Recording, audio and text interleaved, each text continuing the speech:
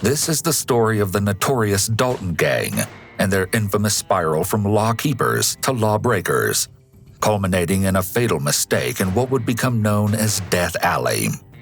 The Dalton Gang would go down in a blaze of glory, with one member being pumped full of more than 20 bullets.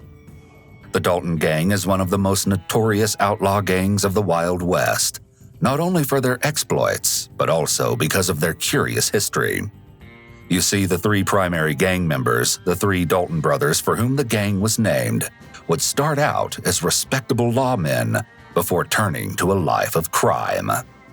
The Dalton family's descent into crime was perhaps inevitable, given the fact that the matriarch of the family, Adeline, was the aunt of another infamous Wild West gang known as the Younger Brothers. Adeline and her husband, James Lewis Dalton, would conceive 15 children. The family eventually packed up and moved to Oklahoma, which was considered to be frontier territory in 1882. In 1889, the family set down roots for the last time in the Oklahoma Territory after it was officially opened to American settlers. By now, however, the older brother, Frank Dalton, had moved out into the world on his own, and that was when everything took a turn. We're going to focus our story primarily on the three brothers who started the Dalton Gang, Bob, Emmett, and Grat, and track their descent into lawlessness and crime. But first, we have to start with Frank Dalton, the eldest brother, who worked as a deputy marshal commissioned by the Fort Smith Federal Court, located in Arkansas. His younger brother Bob worked alongside Frank in a handful of his posses. However, on November 27, 1887, Frank was shot dead during a skirmish with the Smith-Dixon Gang, a gang of horse thieves and whiskey peddlers. The death of the eldest Dalton at the hands of an outlaw gang would have a profound effect on his younger brothers, who followed in his footsteps to become lawmen for now. During the next 2 years, the two eldest brothers, Grat and Bob, would become deputy marshals, which would later play a role in their crimes. Grat replaced Frank after his death as one of the deputy marshals for Fort Smith. Notably, he was shot in the arm while making an arrest 2 years later, after transferring to the Muskogee Court in Oklahoma, though he survived the injury. By now, Bob was commissioned for the Wichita Federal Court in Kansas. While not a guarantee, we can assume that their time as lawmen helped them to plan their future crimes, as they learned how exactly to work against the law and get away unscathed.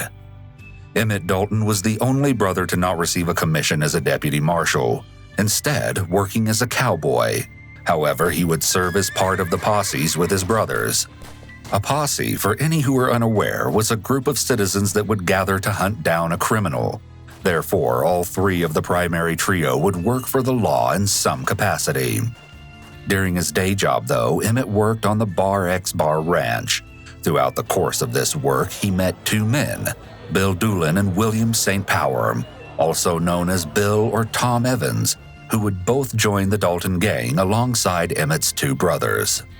Emmett would soon also meet several other future gang members: Charlie Pierce, George Bitter Creek Newcomb, Bill McElhaney, Charlie Bryant, also known by the nickname Blackface Charlie, from the telltale gunpowder burn on his cheek, and Richard Broadwell, known as Dick, Texas Jack, and John Moore, who had seemingly decided that 3 nicknames was better than one. All of these men had rather colorful pasts, with those experiences no doubt playing a role in why they joined the future Dalton Gang. Most notably, Pierce had hailed from the Blue River country in Missouri but had fled to Oklahoma in order to avoid jail after he was convicted of peddling whiskey. All throughout their lives, Bob was the rowdiest of the family. For instance, at 19 years old, he committed his first murder, although he insisted it was only the result of him attempting to perform his duties as a deputy marshal and arrest the suspect. However, there is the theory that the victim had tried to steal Bob's girlfriend from him.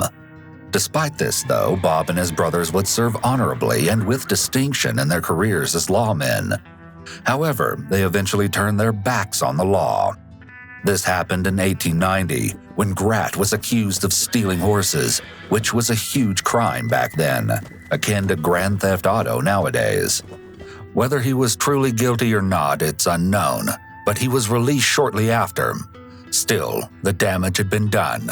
The Dalton brothers were no longer lawmen, but criminals. Soon that same year, Bob and Emmett were charged with illegally selling whiskey in Osage Nation. The brothers are said to have claimed they didn't make enough money as lawmen, so they started to sell illegal hooch. The pair would flee their bail, pushing towards New Mexico.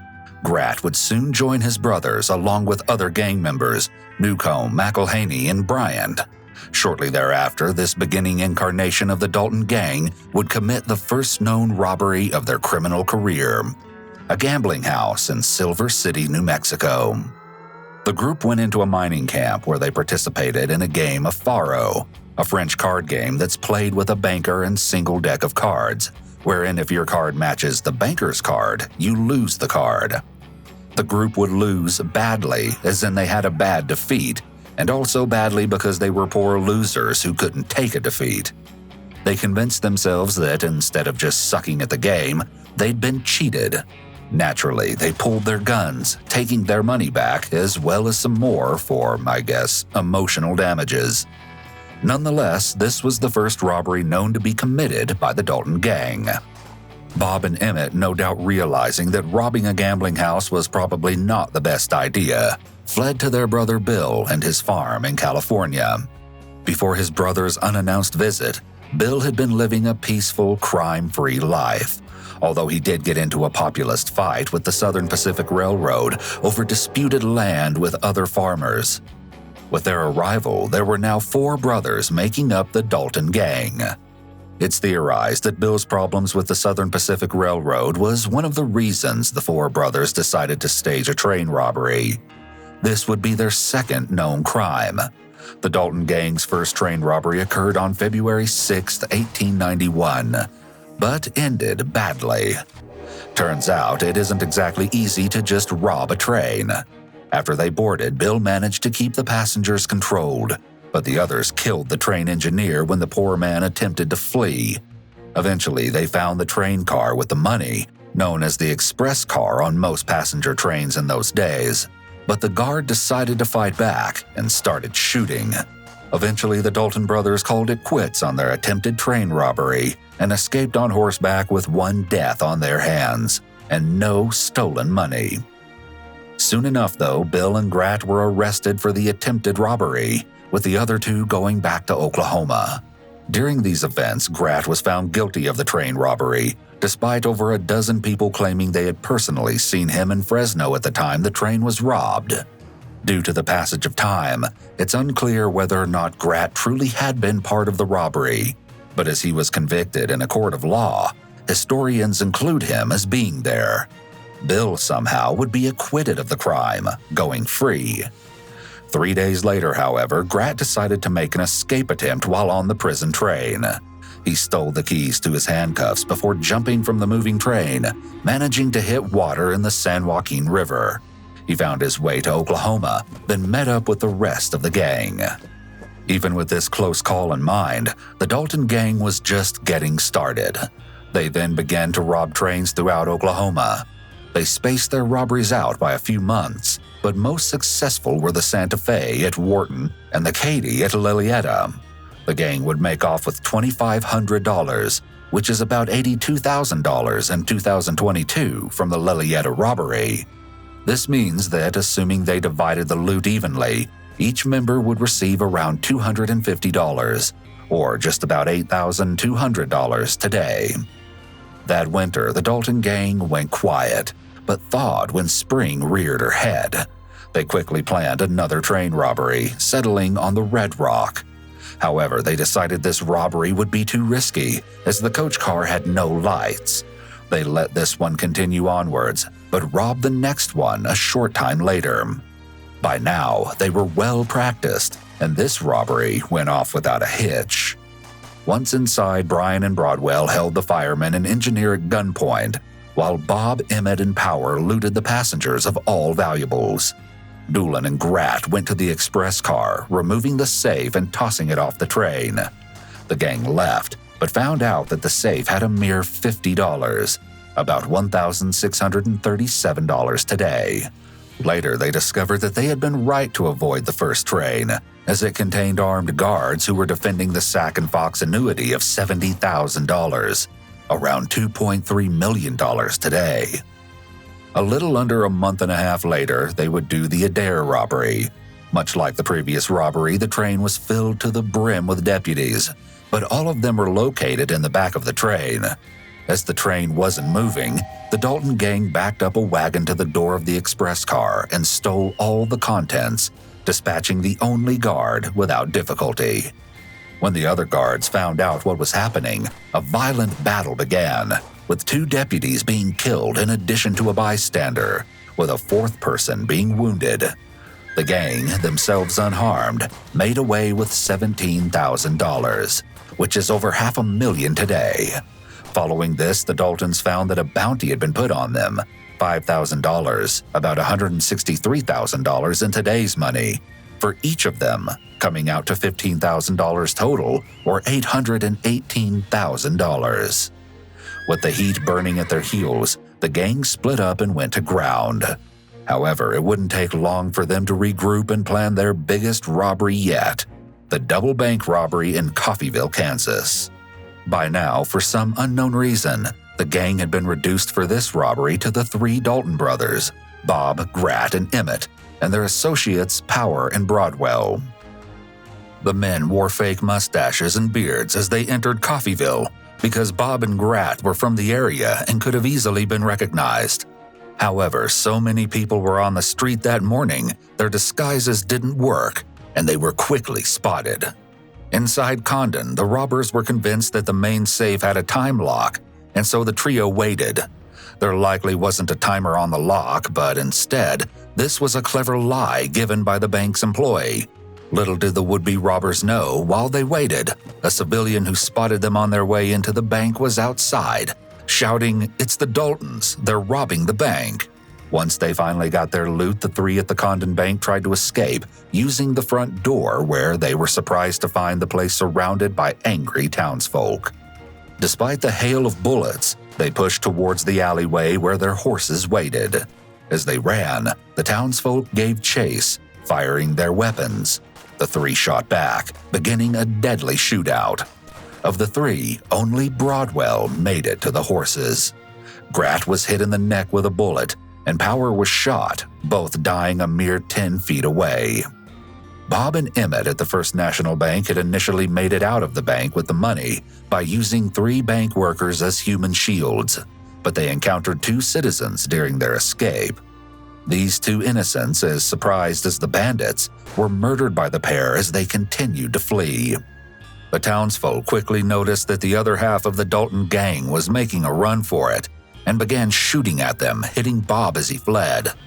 2 horses were also shot. In this moment, Emmett could have escaped, but instead he went directly into the line of fire to try and rescue his brother. However, when he got to him, Bob told him that it's no use, he's done. As this is happening, someone steps out with a shotgun and shoots Emmett in the back.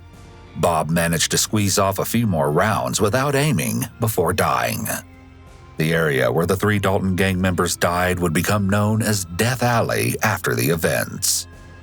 By now, only 2 of the 5 Dalton gang were still alive, both having mounted their horses.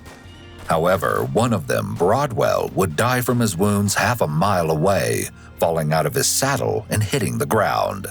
Emmett, the last of the Dalton brothers in the robbery, had the loot and was the only one to survive the initial shootout.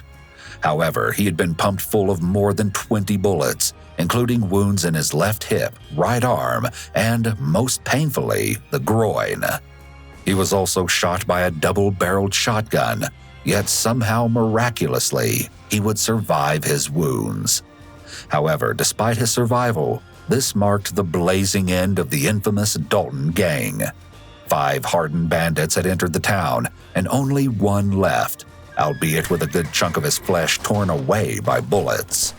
The whole thing, robbery to shootout, only lasted just shy of 15 minutes, but ended with 8 people dead, including 4 townsmen and another 3 wounded. As for the 3 remaining Dalton gang members, Newcomb, Pierce, and Doolin, who didn't participate in the doomed bank robbery, All three met a similarly gruesome end. Newcomb and Pierce would be turned in by the brothers of Rosa Dunn, who wanted the $5,000 reward on their heads. The two outlaws were killed on May 2, 1894.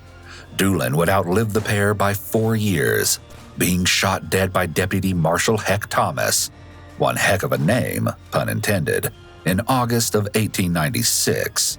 Bill Dalton outlived his brothers, but his time ran out on June 7, 1894, after robbing the First National Bank in Oklahoma, not to be confused with the First National in Coffeyville. He was killed by a local lawman. In the aftermath, Emmett wisely surrendered and was delivered to a doctor before he was eventually sentenced to life in prison. However, due to his time as a lawman, he still, somehow, had friends in law enforcement who believed he could be rehabilitated.